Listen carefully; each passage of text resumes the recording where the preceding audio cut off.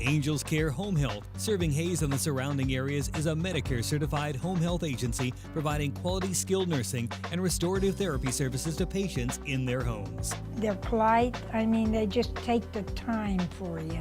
Angels Care is there to help 24 hours a day, and all services are covered 100% by Medicare for patients who are eligible.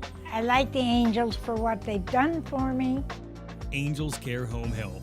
We serve patients. Eagle Community Television presents Community Connection with your host, Mike Cooper.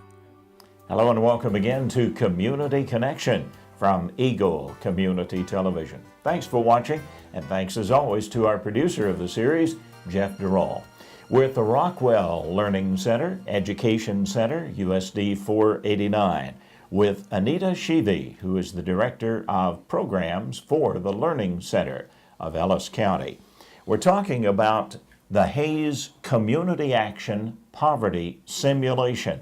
We'll find out more about that with Anita.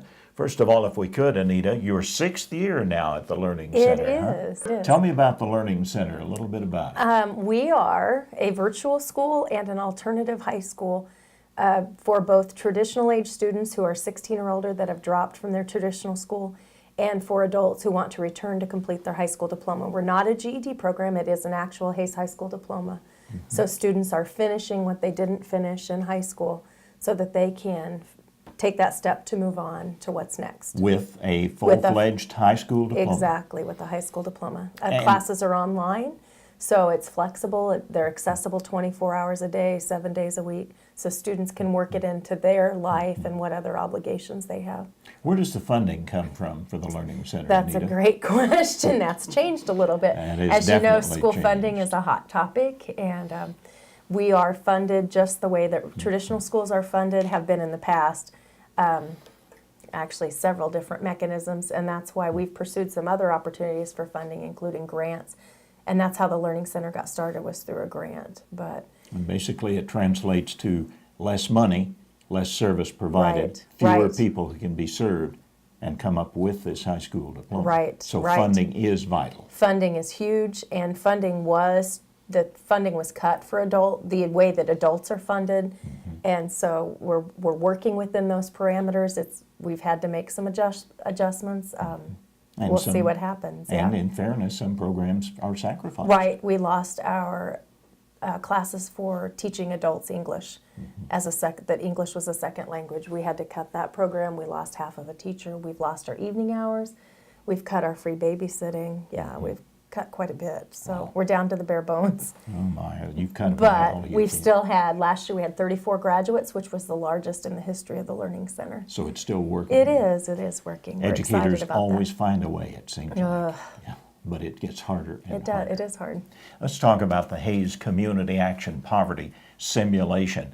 How did this program develop locally, Anita? Okay, so there was a gentleman from the state housing coalition or homeless coalition who noticed that there wasn't any entity that was really specifically addressing homelessness in Hayes.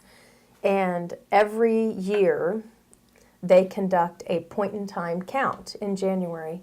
And what we found is in Hayes there really wasn't an accurate count being conducted. And so our group initially grew to see if we could get an accurate count. So we hosted a chili supper, we talked to different agencies that would be providing services for homeless people, and then from that grew this conversation about, we know there's a need, we did get a more accurate count, now what are our next steps?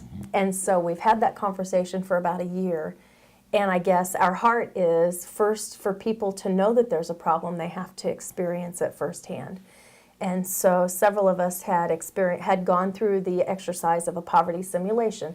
And it's basically a month in the life of a family who's struggling to cope with poverty, just day to day, week to week. And so we wanted to bring that experience to Hayes. So through the Heartland Community Foundation, they provided a grant.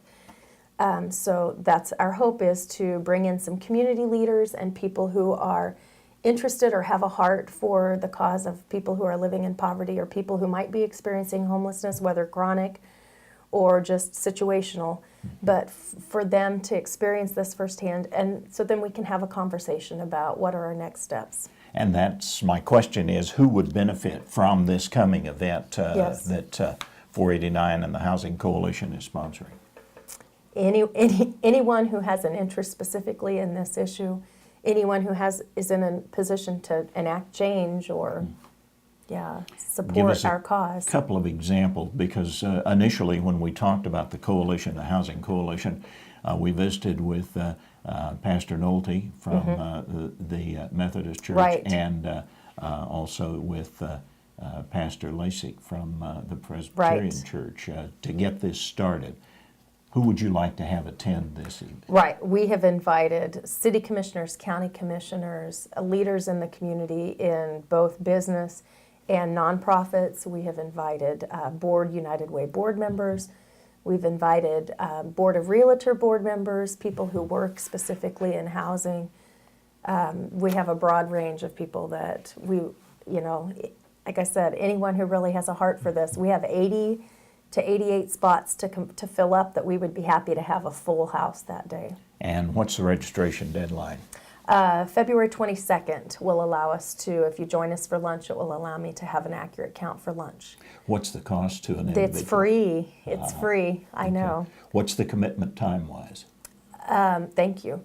If you join us for lunch, we'll start eating lunch at noon. The simulation begins at 1, and we should be done by 4 p.m. So And really, it's just an afternoon. Just one afternoon? Right. But you right. actually experience several weeks. This is divided by a month, right, Right. Anita? Right. Give right. us the specifics on the program. This is through a community action coalition. This is their, what they always do is host the simulations. They incorporate data from Kansas specifically, but you are assigned a role in a house, in a home unit, and you get to experience from week to week what some of the challenges are, what some of the resources are.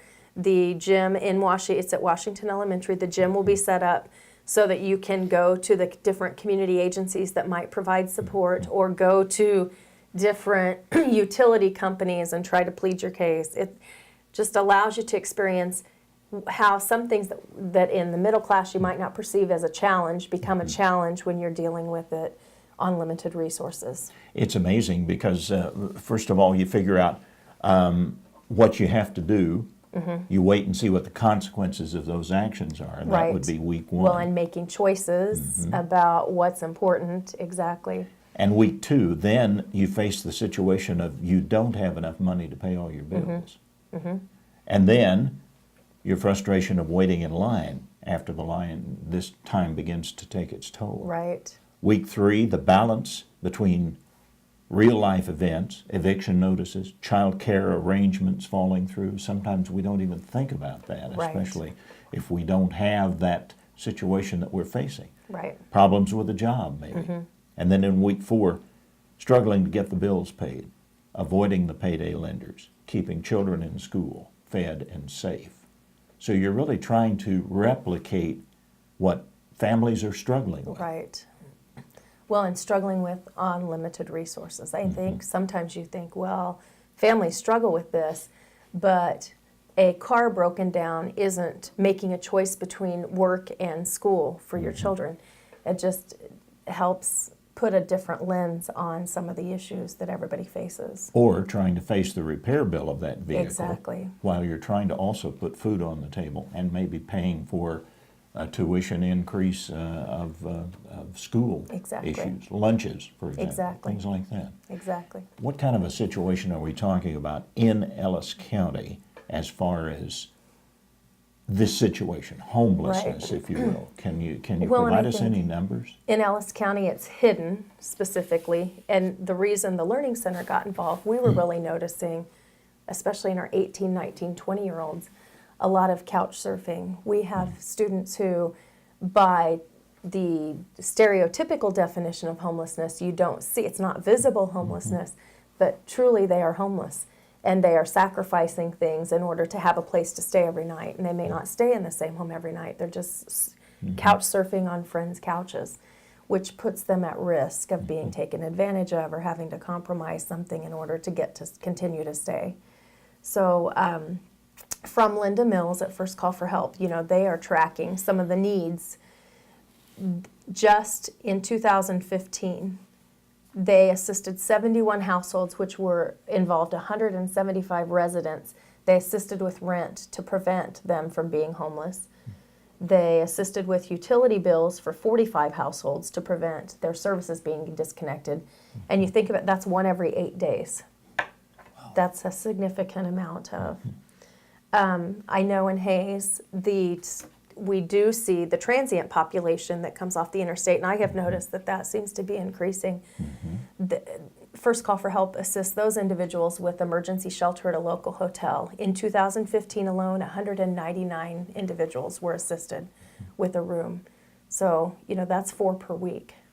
And in a way, this is hidden, as you said, that term that you used, hidden, so we're not aware of it nearly as much.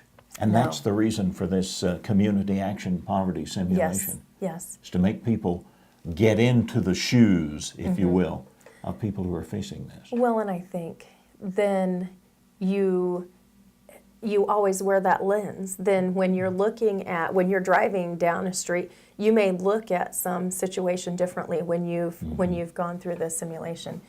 You're just going to have a different empathy for some of the circumstances, or at least a different awareness and understanding. As the coalition says at the end of this, at the end you'll be changed forever. I hope so. Tell me about the history of Homeless Housing Coalition a little bit, if you would. You touched on this about a year old now when that started to form. I think a little over 2 years old for a homeless coalition, right. And that was, as I said, out of a concern to get an accurate count of homelessness in Hayes. And so we hosted a chili feed, and then kind of have continued the conversation about next steps. Linda Mills and I visited the shelter in Great Bend to kind of get an idea of what shelters look like. We've talked about what is the best delivery model for Hayes. There's a project to coordinate the data to figure out exactly what the need is, like taking all of the agencies in Hayes that provide some type of service and putting all of that data together in one database. So that's kind of been an outshoot of this. And that's why you know what the need is and are able to address that need with the resources available. Right, that's our hope. Right. We have a couple of minutes left. I want you to relate that story to us of the Learning Center. We know the history. We know that you're now in its 6th year, but there was a Learning Center graduate that you told us about that I want you to tell us the power of the Learning Center in people's lives. Would you, Anita? Sure, I can tell you. We were joking about you're never too old to come back to the Learning Center.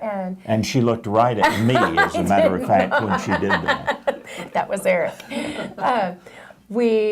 We had a graduate that was 73 years old, and when he began, he was 70. He had no high school experience whatsoever in his home country of Scotland. He had been vocationally tracked, so he was not even given the opportunity to attend high school. He had to leave at the 8th grade. He was educated through the age of 8th grade and then expected to go get a job. And it had always been his dream to finish his high school diploma. When he came to the U.S. and specifically to Kansas, which we are fortunate is one of the states that will still fund and support adult education, he enrolled in our program and in 3 years completed all of the requirements to become a high school graduate. And is computer savvy now. Exactly, without any computer skills, and he now is computer savvy, but just a phenomenal person, and was thrilled. This was just a bucket list item for him. He'd lived his life without a high school diploma, but it was important to him. And at graduation, he had a whole lot of support, too. He did have a whole lot, including his son, who was a college graduate, including his family and his barbershop quartet. And that's probably just one of hundreds of success stories. We have 307 graduates in the history, the 16-year history of the Learning Center. The Learning Center began in June of 2000. So 307 lives changed. And more to come. And more to come. The Hayes Community Action Poverty Simulation. RSVP, if you would, if you're interested, for adults to experience this afternoon after lunch in a 4-week session. It's actually all comprised to one afternoon's Yes. time frame. But RSVP, if you would, by February 22nd to Anita Scheve at the Learning Center, USD 489. Anita is the director of the Learning Center of Ellis County. Our community connection.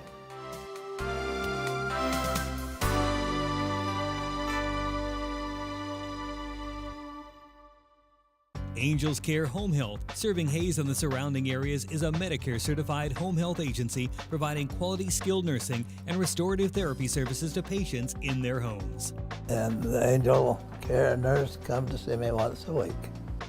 Angels Care is there to help 24 hours a day, and all services are covered 100% by Medicare for patients who are eligible. Angel Care has helped to stay home. Angels Care Home Health. We serve patients.